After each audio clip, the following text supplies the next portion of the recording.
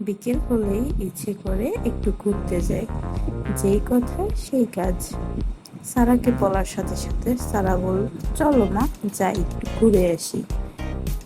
তারপর আমি সারা সুবা দুইজনের জামাগুলো বের করে দুইজনকে রেডি করে দিলাম। আর এদিকে সারা তো ক্যামেরা দেখার সাথে সাথে ঢং শুরু করে দিল। তারপর দুইজনকে নিয়ে আমরা চলে গেলাম বাইরে যাওয়ার জন্য। এরপর দুইজনকে রেডি করে বেরিয়ে পড়লাম।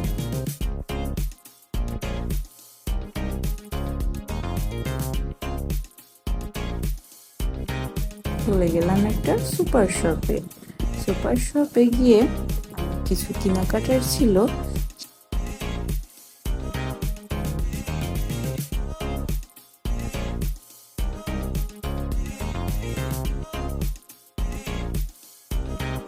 তার আগে বললো, তারা চলো আমরা ফুচকা খাই।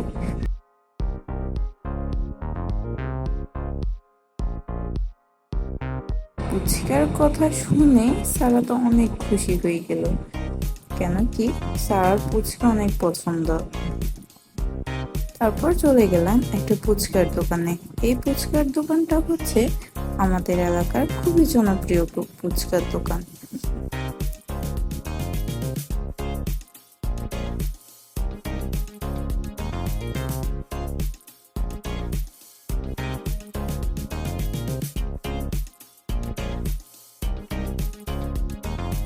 খাওয়া শেষ করে চলে আসলাম বাসায়।